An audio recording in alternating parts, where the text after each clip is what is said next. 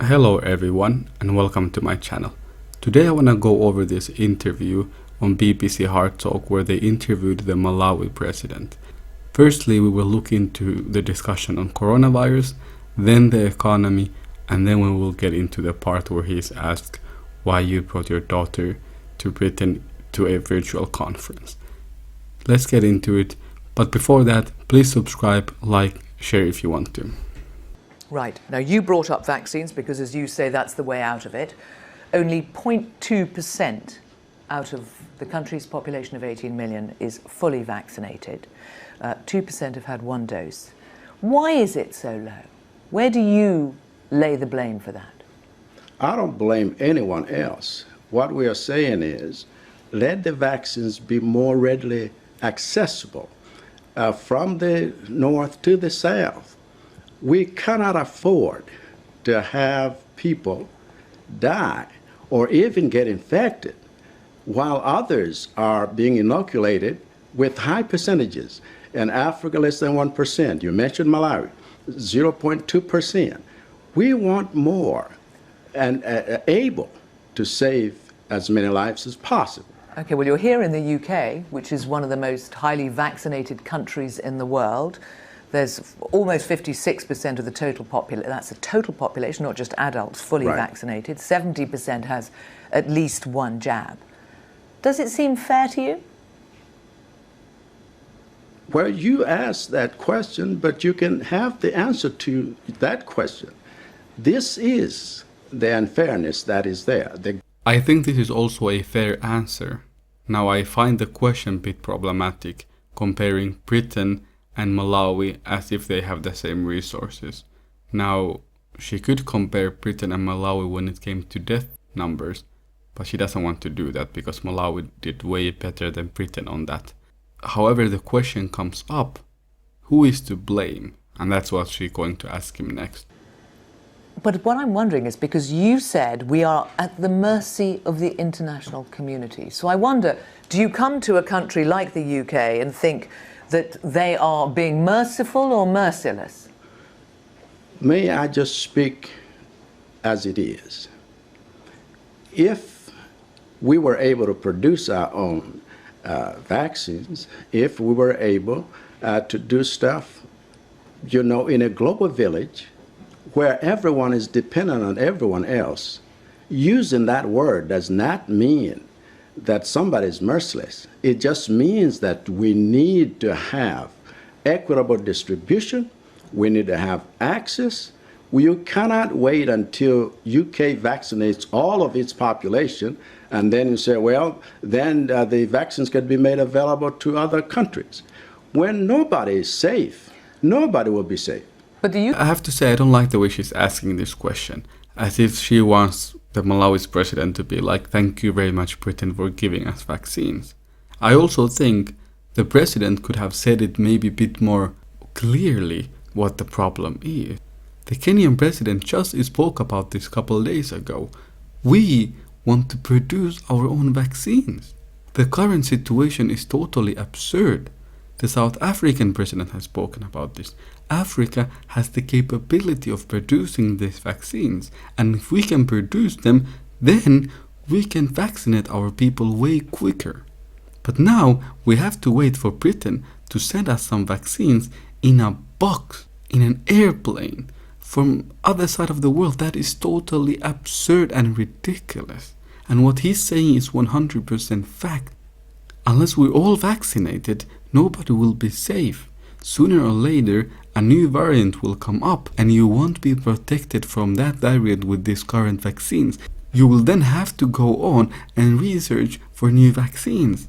This is not good for you. This is not good for us. You should lift these patents and you should allow us to make these vaccines. And I think maybe the African presidents should look to Russia and China instead of waiting from these selfish Western leaders who have engaged in what the Kenyan president called vaccine nationalism. They're treating this as if it's some sort of a game, a competition. Ha ha ha, I have vaccinated more people than you. It won't matter in the long run. There will be new variants. The reason I'm asking this is that a year ago, when you were elected, before you were elected, you promised that you would create 1 million jobs. Now, at the time, the pandemic was already underway when you made this promise. How many jobs have you created in the past year? When we started, for example, with the Affordable Inputs Program. So the net is what? The net is how many job losses? Job losses? It's 600. So you promised 1 million jobs, right, and the country has lost 600,000.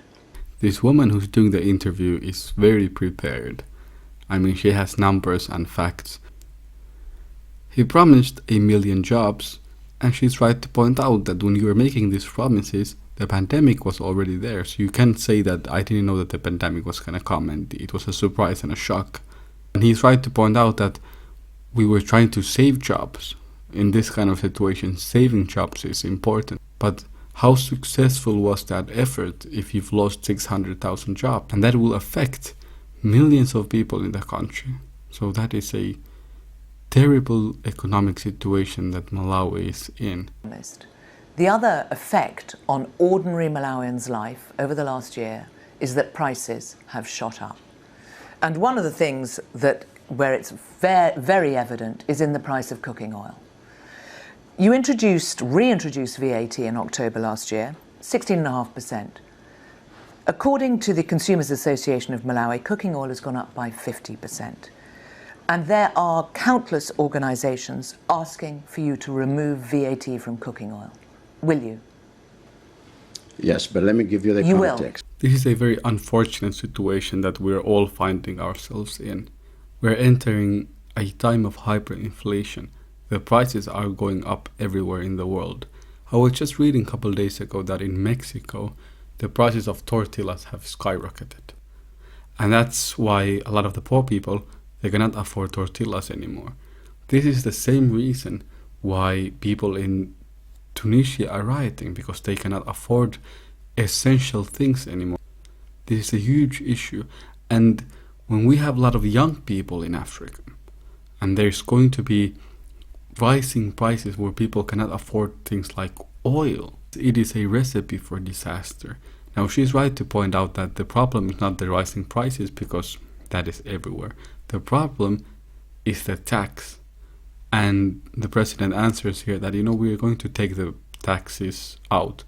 However, it's also a bit simplistic to just say, forget the taxes, because you need government revenue to create jobs in order to facilitate economic growth, like they were discussing before.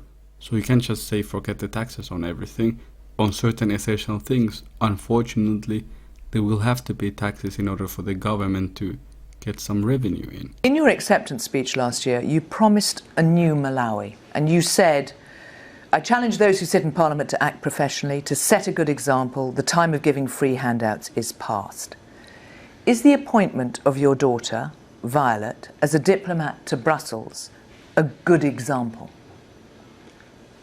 I am really amazed that you could use that as an example of something that's not even true. Violet is not going to Brussels.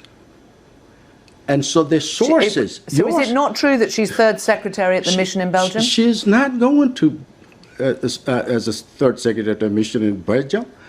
Check your facts, investigate those things. Okay. Unfortunately, I have no idea if this is true or not, because I've read from a lot of different places and reputable sources that he appointed his daughter, and he has even backed her up before, and he has said that, it was the right thing to do. So I don't know why he's now saying that I didn't appoint her. Maybe he did appoint her, and then when there was this huge outcry because it became sort of a scandal, well, then he might have reversed his decision. I don't know if that is true or not.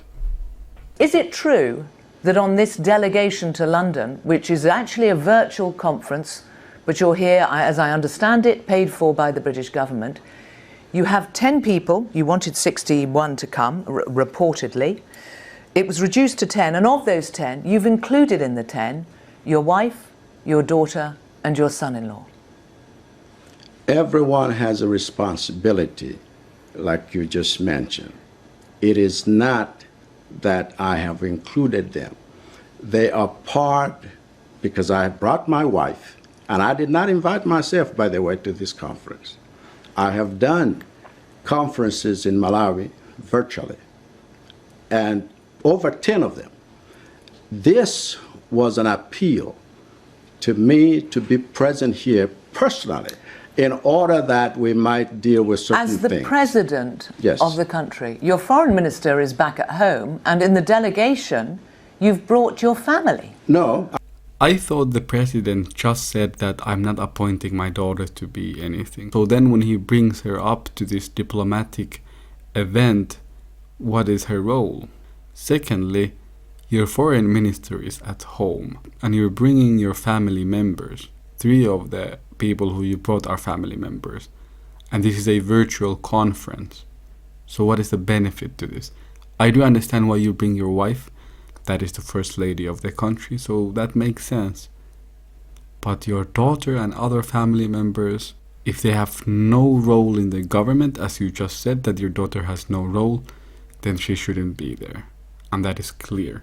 And it's a bit disappointing because the Malawi president has spoken about corruption a lot of time, as you will see soon. So it's a bit disappointing, and I wish we could do the same thing. Every African media should hold them accountable, and we should always check who they bring with them, because I think this is a very normal practice, not just in Malawi, but in many of our countries. So we have to be more careful how they use our taxpayer money. This was the British taxpayer who paid it, and we should ask them the same question when we are the ones who pay it. Of the 10 people in the delegation, there's 3 of them, apart from you, are members of your family. And that's acceptable, is it? If there is a foreign trip for the president, the Democratic Progressive Party, the opposition, will flood his entourage with dozens of cash-hungry handclappers because it's a chance for someone to steal from Malawians. If there's a vacancy at a foreign embassy that requires a professional and career diplomat, the DPP will send someone unqualified, whose only credential is being related to someone at State House by tribe or blood, because it is a chance for someone to steal from Malawians. I'm quoting your words. are you talking about qualification or not? What I said, the president in Malawi, Lazarus Chakweras, appoints ambassadors and their deputies.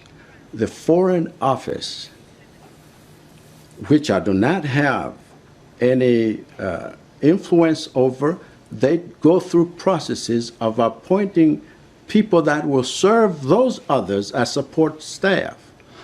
And I want you to know, because I want to grow strong institutions, and I want to be able to have ministries and departments and agencies operate with minimal interference from a president, those processes are being followed. I hate to say this, but that answer makes absolutely no sense. Are you saying that your foreign ministry told you to bring your daughter and other family members with you? And you bring up the qualification of how important they are, but you don't specify. Maybe you should have said that, my daughter, she studied this, she's qualified, she has worked in this and this position, and she was hired by the foreign ministry, so I have to take her with me.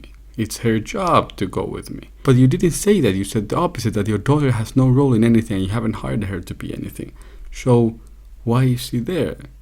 What qualification are you talking about? It's a bit unclear. This is very unfortunate because the president has been successful in fighting corruption. He has even arrested people who have been charged with corruption. So fighting corruption has been a very important part of his job. And I wish that in the future he will be more careful. I'm sure he will be. What I have seen from the president is that he seems to be very eager to actually change the situation in his country. So I think this is an important lesson to him, that even a little bit of corruption that may seem to you to be perfectly normal is not okay. We have to have a zero tolerance in our countries. And I hope that this message is clear to him, and I'm sure he will change the way he handles his foreign trips from now on. So can I ask you just finally and briefly, are you proud of your first year in power? Have you made Malawi a better country? I am extremely thankful for Malawians. Because of their choices, we have now laid a foundation in which we'll be able to truly, like we have said when we launched our Vision 2063, we'll be able to truly industrialize that country, be able to bring poverty out of the way so we have a middle-income country, and be able to look forward to a multiplicity of jobs because of creating inclusive wealth. And that is going to be within the context of peace. Lazarus Chakwera, thank you for coming on Hard Talk. That is a beautiful vision, and I think he brought up a lot of important things that the Malawi people have to consider and a lot of things that they have to work on, as do all the other African countries. Now, I hope you liked this video, and I will see you all on the next one. Please subscribe, like, and share if you want to. Take care.